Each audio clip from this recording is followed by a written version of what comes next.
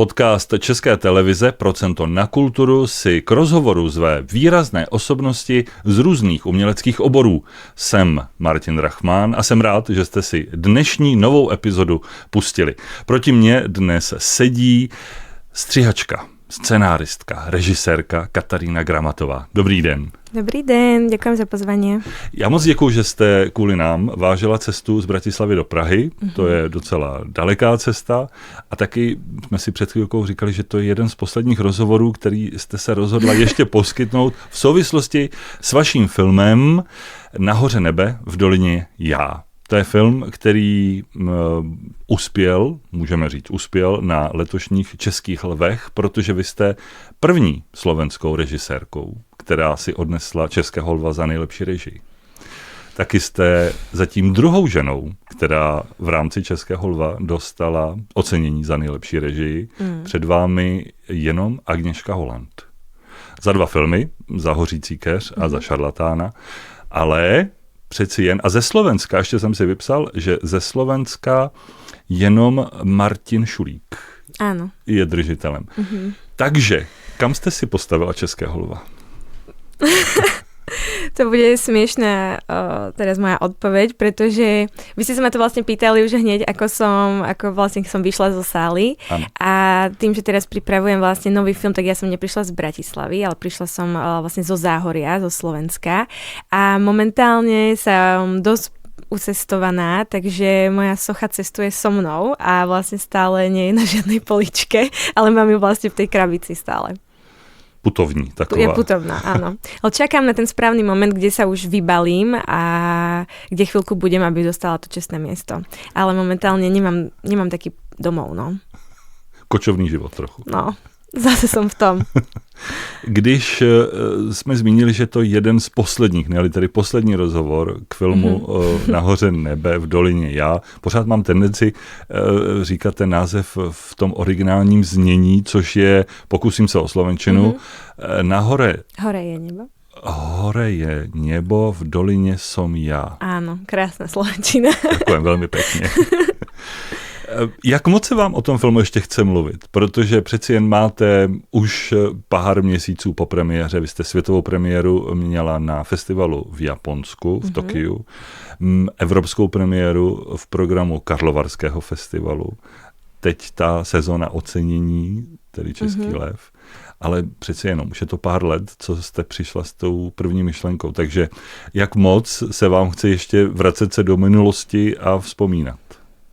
No záleží, ako sú tie otázky postavené, no, že je to naozaj doba, sú to 4 roky a určite ma baví hovoriť o procese, o tom, aké témy som v tom filme chcela skúmať, ale také tie moje nejaké zážitky a príhody, ktoré sa stali, tak mi už príde, že som už ich tak prerozprávala a tým, že je to môj prvý film a vôbec som nevedela, do čoho idem, tak je to pre mňa naozaj také náročné si udržať tú energiu pri všetkých tých rozhovoroch a aby to stále bolo také príjemné ma počúvať a autentické, tak už cítim niekedy na sebe, že som ako taká herečka, že len replikujem vlastne niečo, čo už som povedala 3-krát a vlastne obdivujem strašne všetkých režisérov, ktorí toto dokážu vlastne celú tú cestu od toho písania scenáru až naozaj po tie kinodistribúcie a festivaly si fakt udržať vlastne to zapálenie a stále to, vlastne, lebo aj to predáva ten film. Ten příběh, který vyprávíte ve svém celovečerním debutu, je zasazený do hladové doliny. Já myslím, že ti, kteří se z Čech vypraví na Slovensko, tak rozhodně nevyhledávají hladové doliny. Takže když budu chtít zažít atmosféru té vesničky, kterou vy máte ve filmu, kam se mám vypravit? Kde narazím na Slovensku na hladovou dolinu? Tak asi vás najbližšie taký priamy vlak do najbližšieho mesta, kde môžete prísť, tak je asi do Zvolena, keď by ste išli z Prahy a vlastne potom sa spustíte, čo je vlastne stredné Slovensko a potom sa musíte už prepraviť nejakými osobnými vlakmi, kde je Rimavská Sobota, kde je Lučenec a vlastne potom Brezno a tam sa vlastne dostanete už do tých menších práve dedín, ako je Utekač, Kokava nad Rimavicou, Látky a vlastne tieto malé dedinky. Takže je to presný stred vlastne medzi západom a východom, aj medzi severom a juhom, že je to presný stred Slovenska. Co mají všechna ta místa společného? Co definuje Hladovou dolinu? Že sa nachádzajú na veľmi špeciálnom mieste, čo sa týka toho, akej nádhernej prírode sa nachádzajú a práve vďaka tomu tam boli postavené fabriky, ktoré využívali práve tú prírodu k tomu, aby mohli ťažiť nejaké suroviny alebo vyrábať a vlastne na základe toho, že tam vznikali tie fabriky, tak sa tam sťahovala aj hromada ľudí samozrejme za prácou a po privatizácii vlastne a rôznymi vládmi, áno, u nás vlastne Mečiar bol ten, kde to celé začalo, sa vlastne rozpredávali takéto fabriky a postupne to začalo vlastne krachovať. Lenže tí ľudia si za tie generácie vlastne vybudovali tak silný vzťah k tomu prostrediu, kde žijú, že dá sa povedať, že niektorí aj odmietajú sa vlastne odtiaľ odsťahovať, pretože ich generácie, babka a tak ďalej, prababka tam vlastne pracovali v tých sklárniach a sú na tú lokalitu naozaj hrdí vlastne, že odtiaľ pochádzajú. Vy byste dokázala žít v Hladové dolině? Veľakrát sme sa nad tým zamýšľali aj s mojim producentom, premýšľali sme aj nad tým, či si tam niečo nekúpime, aby sme sa tam mohli vrácať a vlastne vždy to skončilo pri tom, že naozaj náročne sa tam dostať. Už keď tam ste, tak je to super. Ale keď chcete vlastne stále byť nejako aktívni, tak je to náročná cesta, no. Vlastne kľukatá medzi kopcami a si tam tak trošku odrezaný, no. Je to samozrejme príjemné, ale žiť ja by som nemohla, no, tam žiť. Viem si predstaviť na nejaké také etapy tam chodiť, ale nie úplne si tam ako napríklad založiť rodinu alebo proste odtiaľ nejak pracovať. Chodíte tam odpočinout od toho mediálního zájmu po uvedení nového filmu. Práve. Bola som tam vlastne aj na Veľkú noc, vlastne bola som tam pozrieť chlapcov, takže raz za čas sa tam zastavím. Jste pořád tedy se svými protagonisty v kontaktu? Už to samozrejme nie je také intenzívne, aké to bolo, ale snažím sa. Vlastne na nich myslím akože dosť často, síce oni to akože nevedia, ale naozaj nad nimi premýšľam často a snažím sa vždy, keď mám voľný čas, ktorého nie je veľa, tak vždy im napíšem a dokonca teraz, keď som mala zlomenú nohu a bola som na východe, tak u mňa doma, lebo ja som originál z východného Slovenska, tak som ich poprosila, či by po mňa nevedeli prísť autom. A normálne oni už tým, že už majú aj 18, tak prišli oni po mňa. Že tak úplne sa to obrátilo, že už to nie je, že ja, ktorá ich vyvážam a už sú to oni. Takže to bolo strašne pekné a sa o mňa veľmi dobre postarali. Kdy jste tedy naposledy seděla na babetě? Protože pro ty, kteří ten váš film ještě neviděli, je nutné říct, že babeta je pro příběh velmi podstatným dopravním prostředkem. Tak mě zajímá, kdy jste se naposledy svezla na babetě? No ja sa priznám, ja som to úplne až tak nevyužívala. Ja som skôr využívala iné dopravné prostriedky, ktorými sme chodili, ale prevážali sme sa tam vlastne s producentom dosť často a to bolo, no tak asi keď boli obhliadky, najviac na tých obhliadkách, no, keď sme to tam sa snažili vlastne vidieť očami tých chlapcov, takže veľmi dávno. Chlapci už dospěli, jsou plnoletí. Mě by možná ale teď zajímalo vaše dětství. Kde se vezme ten sen, ta touha, to přesvědčení, že film, že střihačská profese je tou profesí, která vás bude v životě bavit? Tak ja vlastne nepochádzam z nejakej umeleckej rodiny, vlastne skoro vôbec, ale síce sú tam nejaké náznaky, že sa niekto venoval hudbe alebo tak, ale filmovo vôbec. A ja si, na čo som ako naozaj na seba pyšná, je, že som dokázala už v 14 rokoch byť tak vlastne nepríjemná na mojich rodičov a hrozne som ich presvedčala o tom, že chcem ísť študovať filmovú školu už strednú. Takže ja som vlastne už hneď po základnej škole som už nastúpila na filmovú školu a ja som vôbec ale nevedela, čo na nej chcem robiť. Dačo. Mňa to proste zaujímalo počúvať tých ľudí, mňa zaujímalo pozerať tie filmy, ale ja som reálne nič moc netvorila.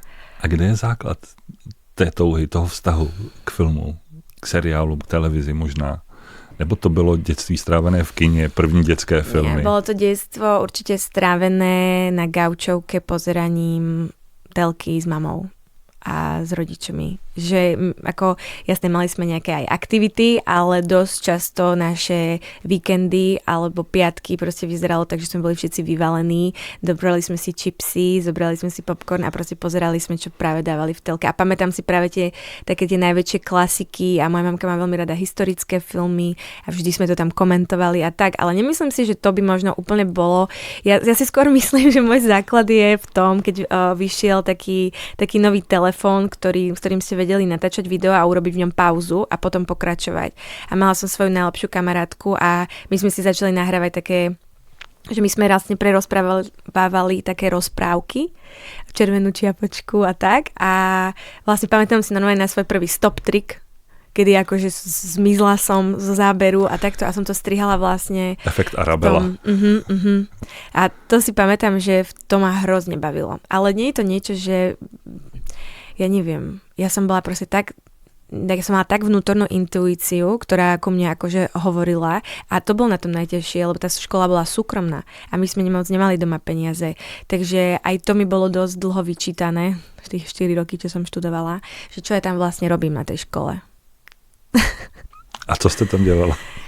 Ja som nasávala, učili tam fakt naozaj skvelí učitelia, veľmi dobrý strihač Peter Hrabinský, ktorý, neviem, či poznáte Petra Naďa u nás na Slovensku, že spieva také detské pesničky, on mu proste režiroval všetky klipy a také to zaujímavé, že naozaj to malo taký zahraničný potenciál a iní učitelia, ktorí zase učili kameru, tak už tam to začalo, že ja si pamätám, že som mala takú tendenciu vytvárať niečo, ale nemala som k tomu ľudí.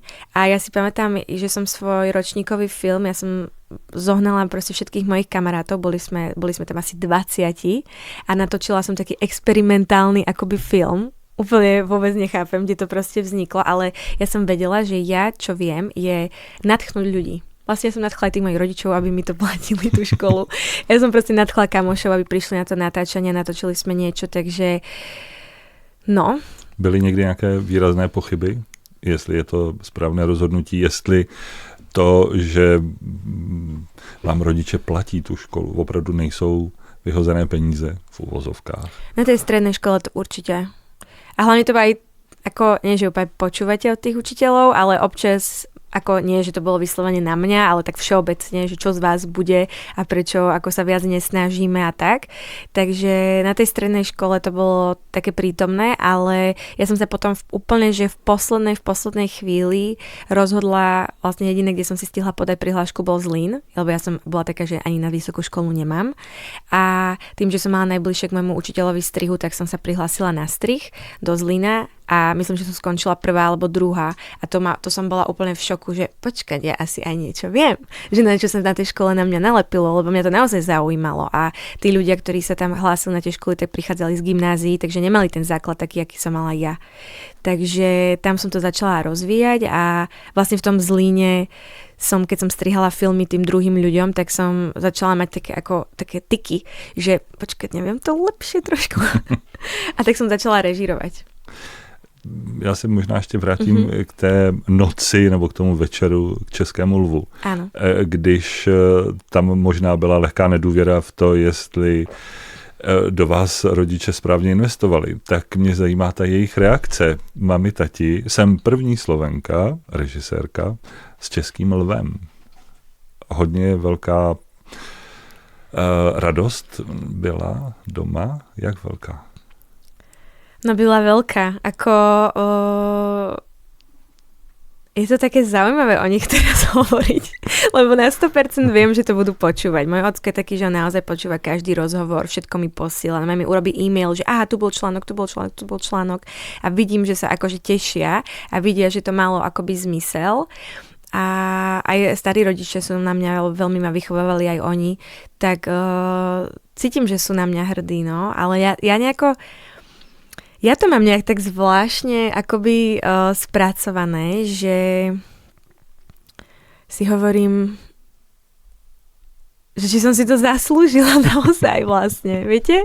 Že mám taký pocit, že vidím, že sa tešia všetci naokolo a ja viem, že áno, je za tým strašne veľa roboty, veď som do toho hrozne veľa akože práce dala a som rada, že práve tá akadémia vidí, že čo je tá réžia, že jasne, nie je to najlepší scenár, nie je to najlepšie to, ale tá réžia, že naozaj malá.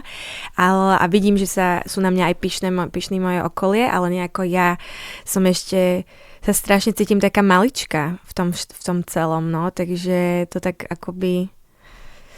No. A co s tím vším udělá vlastně úspěch hned s prvním celovečerním filmem? Protože začít kariéru na festivalu v Tokiu je docela jako pěkný start přeci. To bylo skvelé, no. Ako musím povedať, že teraz táto cena mi dodáva trošku to sebavedomie, že áno, môžem asi režirovať a viem to. A teraz vlastne, keď ja pripravujem ten nový film, tak cítim sa trošku sebavedomejšie už v tom, čo hovorím. Lebo mám ja tú víziu v hlave, takisto som ju mala aj predtým, ale pri prvom filme som si veľmi veľa akoby nechávala všetko schvaľovať a čo si o tom každý myslí a strašne mi záležalo, akoby, aby všetci v tom štábe boli v pohode, ale potom postupom času vidíte, že to všetko padá na vašu hlavu a vlastne, že vám niekedy schvália aj niečo len akoby, jasné, môže to byť takto a ja som taká, dobre, môže to byť takto, ale vlastne ja sa musím rozhodnúť, či to takto chcem a teraz sa cítim tak viac sebavedomo v tomto, akože neulietavam si určite.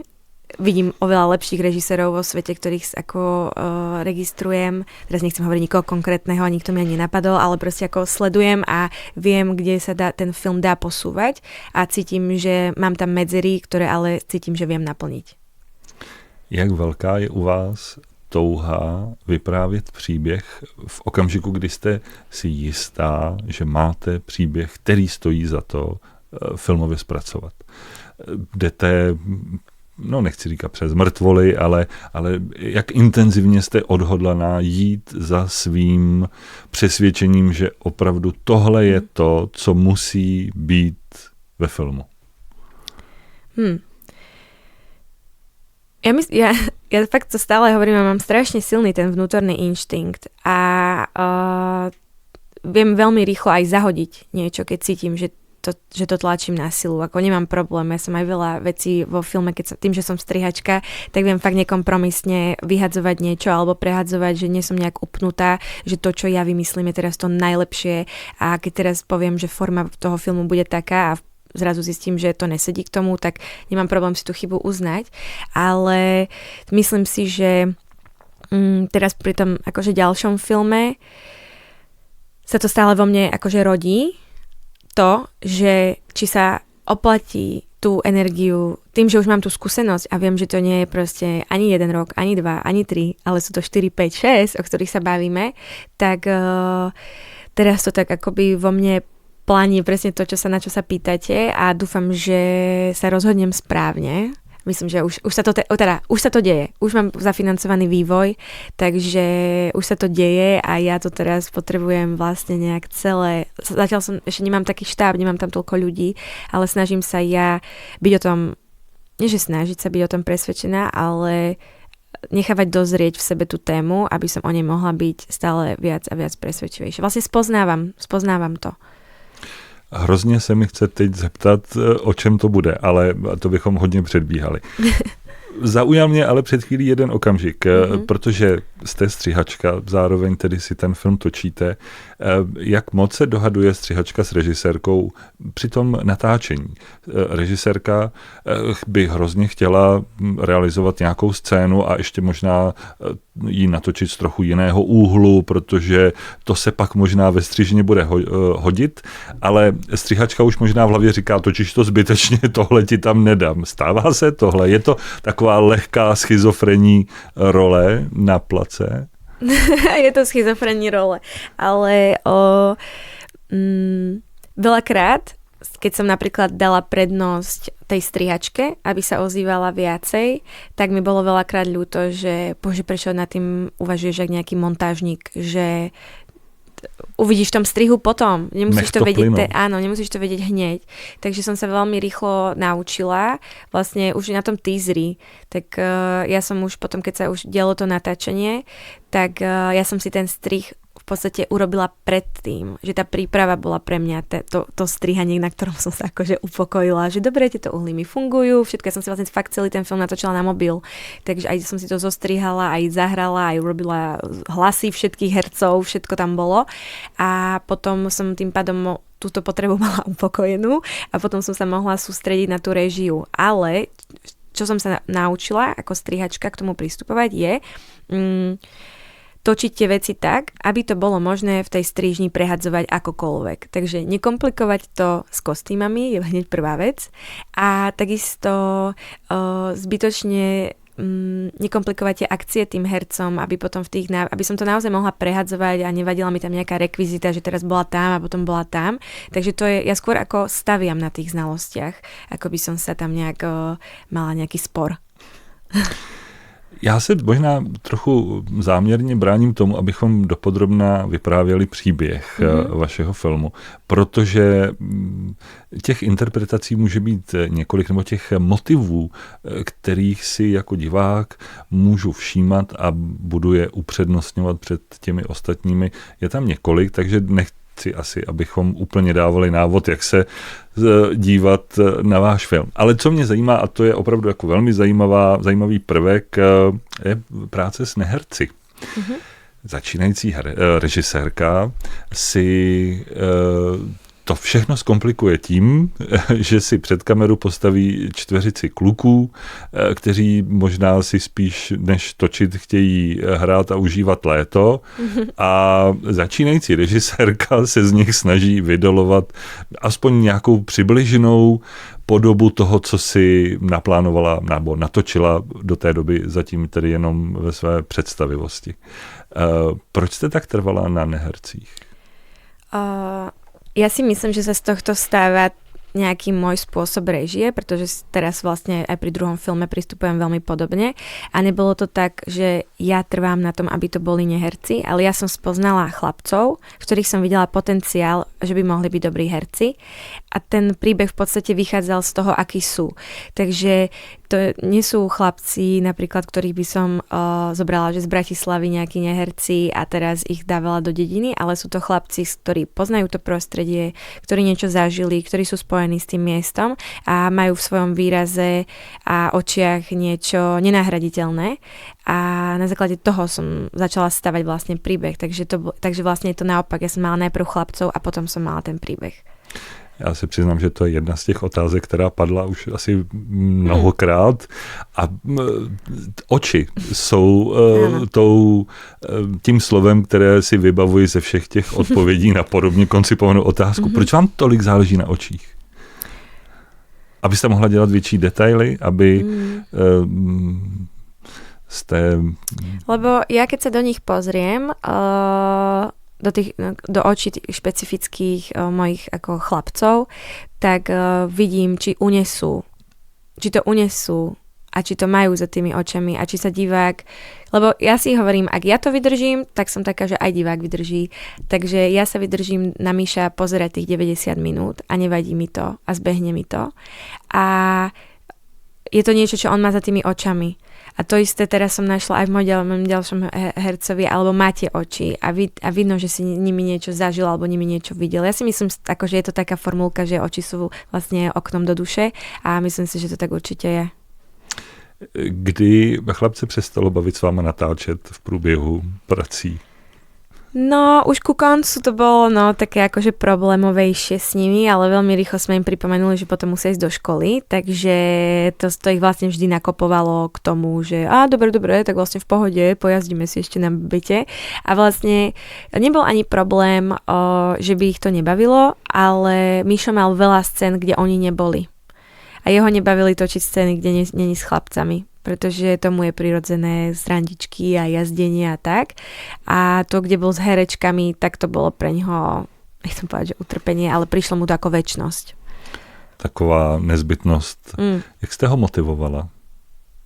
Jak se vrací chuť točit, když prostě v jednu chvíli dojde? Ja som ho vždy chválila. To pomáha? Ja som ho vždy chválila, že Miško, už to skoro máme, veď toľko dlho sme to chystali a toto, no dobre, tak rýchlo. Že ako ja si myslím, že tak ako ja som v ňom videla niečo, tak aj on videl vo mne a nechceli sme sa vlastne navzájom sklamať. Ja som určite, aj keď som mala jeden moment, kedy celú dedinu vlastne rozkopali, lebo tam začali proste prerábať cestu. No 2 týždne pred natáčaním rozkopali celú dedinu a ja som mala, že tak toto je znamenie, tak my nemôžeme proste točiť a už som začala mať taký ten, že už padám dole, to bol fakt môj jediný moment, tak som si vždy hovorila, že bože, ale tí chlapci, že to nie, tak to ma vždy nakoplo a myslím si, že to fungovalo aj naopak, že sme tak frajerovali vlastne celý čas medzi sebou, že to zvládneme, že áno, oni budú tí herci a budem tá režisérka, že sme sa tak navzájom hecovali, že ja by som ako veľmi by som sa hanbila, keby to položím pred nimi. A myslím si, že to bolo aj naopak. Aj oni mi chceli ukázať, že vlastne na to majú. Je potom komplikovanější, protože vy třeba v jedné roli, v roli babičky máte Janu Olhovou. Je potom těžší o to najít k těm nehercům herce, který na sebe nebude strhávat pozornost, který vlastně jako splyne s tím výkonem nehereckým. To je to najťažšie, keď si vyberete tých nehercov, že oni majú svoj svet, v ktorom fungujú, všetko im veríte a potom tam príde ten filmový herec, ktorý to vie tak síce všetko pekne zdramatizovať a všetko mu rozumiete a zrazu ten príbeh naberie takú hĺbku, keď on sa tam objaví, ale je to priepasť vlastne úplná, keď sa toto stane. Takže teraz neviem, či mám povedať nejakú moju, akože jak som k tomu pristupovala, alebo... Pojďme, ano. Protože Jana Olhová, když budu mluvit o tom konkrétním případě, já bych opravdu věřil tomu, že to je její vnuk. Že to jsou rodina. To je asi nejvíc, co režisér může slyšet, zjistit, protože to určitě byl takový záměr.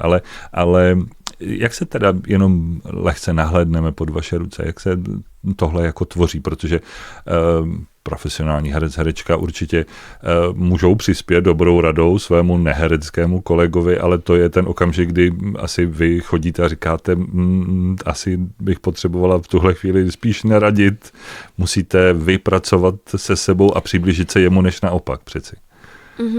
No, bolo to pre mňa naozaj ťažké, lebo naozaj tým, že nemám tú skúsenosť s tou režiou, tak ja som vlastne ani nevedela, ako s tými hercami profesionálnymi komunikovať. Pre mňa bolo prirodzenejšie komunikovať vlastne s chlapcami ako s nimi.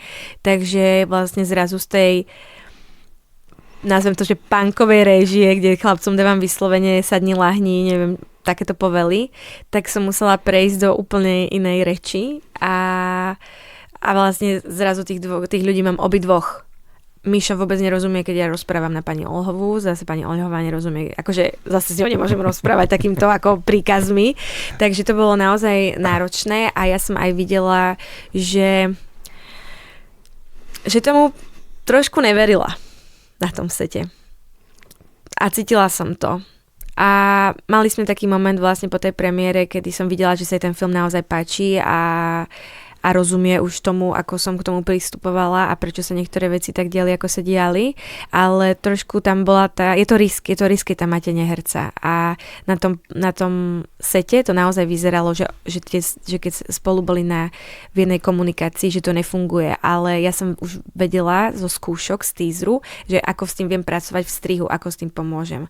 Takže síce ste sa na to pozerali na tom sete, že toto vôbec nefunguje, lenže v záberovaní sme tomu hodne pomáhali, presne. Moc sme netlačili do obrazu tých hercov. Všetko bolo stavané na tých chlapcoch. Tí vlastne herci boli takí akože akéby navyše. Vlastne, že si tam ani nevšimnete. A veľmi sme pracovali s pani Oľhovou proste na tom, aby sa takto zasekávala, ako ja rozprávam. Aby nemala takú tú peknú, plynulú vlastne vravu, ale aby tam dávala to a hľadala tie slova, pretože takto tí chlapci vlastne to je vlastne prirodzené, ako my ľudia rozprávame. Takže vlastne sme tam všetky brepty, všetko to hľadanie tých myšlienok, vlastne, lebo je to taká jednoduchšia žena, nevie hneď, čo si vlastne myslí. Takže to sme tam vlastne všetko pridávali. A tohle všechno chcete absolvovat ještě jednou, minimálně tedy. No práve teraz prichádza casting pri tom mojom ďalšom filme a teším sa na to. Myslím si, že to nájdem. Mám staršieho neherca, viac si s ním môžem dovoliť, je viac performatívny na kameru, ale zase mám viac s ním problém s rečou. Moc hltá slova, rýchlo rozpráva a to, keď dám v spojitosti s týmto, že takto rozprávajú herci, tak to môže pôsobiť veľmi umelo. Takže teraz dúfam, že pri druhom filme sa mi pošťastí to zafinancovať viac a môžem ten casting robiť vo väčšej miere a hľadať to, kto naozaj sedí. Pretože to môže to na fotke vyzerať, že áno, teraz to vyzerá, že sú súrodenci, ale potom sa tí dva ľudia stretnú a vôbec tomu neveríte. Ještě jedno téma s vámi chci probrat. To jsou hudební videoklipy. Ano. Vy jste spolupracovala s velmi zajímavými tvůrci. Nobody Listen, Izomandias, Viktor Sheen. Jak důležitá je pro vás hudba v tom filmařském rybníku, když použiju tenhle výraz? Tak na tých klipoch a hlavne od tých režisérov, s ktorými som spolupracovala, som sa naozaj naučila veľmi veľa vlastne v tej strižni, keď sedíte, tak naozaj vidíte im do hlavy, nad čím premýšľajú. A ja som sa hlavne pri týchto veciach naučila ani nie tú rytmiku a tú hudbu, ale hlavne ten vizuálny jazyk, ktorým oni rozprávajú. A učila som sa, ako vlastne pracovať s tým vedením toho diváka aj v tých menších formátoch a práve väčšinou v tých videoklipoch máte tých nehercov, máte tam tých reperov, ktorí vlastne nemajú tú skúsenosť takú, vlastne všetky tieto klipy, ktoré som robila, tak tí režiséri boli takí ambiciózni, že sa z nich snažili dostať nie iba speváka, ktorý rapuje do kamery, ale naozaj tie klipy mali nejaký vývoj, mali to nejaký príbeh, takže takisto som musela hľadať ten jeden správny moment, v ktorom to zahral dobre a v tých ďalších 5 to proste bolo zlé. Takže veľmi som sa na tom veľa naučila. A potom hudba ve vašem filmu, protože i ta hudební stránka je velmi výrazná. Co vám tahle zkušenost s klipy, videoklipy dala pro ten celovečerní debut? Viete čo, že ja vám tu odpovedám na tieto otázky, ale ja som si svoju analýzu svojej osoby takto vôbec nikdy nespravila, takže ja tu teraz hovorím, že je to tak, ale možno máte pravdu, možno ma to úplne ovplyvnilo, úplne veľmi vlastne aj tá rapová scéna, ale ja som chcela proste v tej hudbe, v tom filme pracovať s hudbou, ktorú počúvajú chlapci. A oni v tej dobe počúvali Gleba, počúvali presne takéto akože len práve slovenských interpretov. Takže som vedela, že to do toho filmu chcem dostať, ale takou nejakou prírodzenou cestou, preto sa ten Gleb tam objavuje skôr, že chlapci ho púšťajú na mobile a z toho sa to prejde vlastne až do filmu. Ale tak celkovo tá filmová dramaturgia tej hudby, ktorá tam je, tak tým, že ten utekáč sa nachádza v takej oblasti, kde ľudia sú naozaj takí ako nacionalisti a majú radi to Slovensko a tie fujary a tie píšťalky a vlastne takéto tú ridzu slovenskú hudbu, tak som chcela to tam nejako dostať lebo si nevedela som si predstaviť, že teraz tam začnú hrať nejaké husle a začne to mať nejaký pátos alebo niečo. Zase som nechcela ani niečo, čo je moc elektronické, úplne nejaké ambienty a tak. Takže som vlastne sa oslovila skladateľov, ktorí sú z Austrálie a ktorí majú veľmi špecificky to, ako kombinujú vlastne inštrumentálnu hudbu s tou elektronickou a oni práve zohnali z fujary v Austrálii a rôzne píšťalky a flauty a zostavili rôzne motívy na základe nejakých slovanských ako slovanského rytmu a to sme vlastne potom takto moderne akoby vložili do toho filmu. A bolo to, niektoré scény sme sa nechali viesť tou hudbou. Už máte v hlavě hudbu pro nový film, pro něco, co teprve tady vzniká, ale možná, že už nějakou hudební dramaturgii lehce vymyšlenou můžete mít přeci. Mám. Trošičku mám. Zůstanete u něčeho podobného jako v Dolině? Myslím si, že to bude... ťažké. Nechcem teraz veľmi nič povedať, ale to je dobrá otázka. No premýšľam samozrejme nad tým, ale tým, že som fakt na začiatku a teraz sa mi ten vizuálny jazyk ešte len skladá, tak myslím si, že ja som počula totiž strašne veľa tých nahrávok, ktoré mi poslali, tie 700 Feel a ja som reálne z toho použila 10%. Takže ja ešte mám v šuflíku strašne veľa motívov, ktoré som nepoužila a ktoré sú ktoré by sa dali rozpracovať naozaj na ďalší celovečerák. Kdy myslíte, že by mohl být nový film hotový? Sú úplne otázky na telo. Kdy byste chtěla, aby byl hotový? Samozřejmě stát se může cokoliv, ale... Áno. Viete čo, ja sa s tým nerada akoby tak v tom zbytočne proste špárem a dlho, že to všetko nejak trvá. Takže ja keď budem cítiť, že ten scenár už je hotový, ja idem hneď točiť. Lebo ja som zase toho názoru, že ten scenár sa píše až do strižne. Takže nechcem teraz stráviť, ako, že 10 rokov budem písať scenár a potom už ma tá téma aj prejde. Takže ako náhle ja zafinancujem produkciu, tak ja idem točiť. Takže momentálne som zafinancovala vývoj, teraz píšem scenár, takže dúfam, že v rok 2027 natáčam, tak 2028 by mohol ten film ísť von. Tak doufám, že to otočíme příště, že to nebude poslední rozhovor na téma vašeho nového filmu, ale v tom případě nového filmu bychom mohli být zase naopak první. Třeba. Mm-hmm.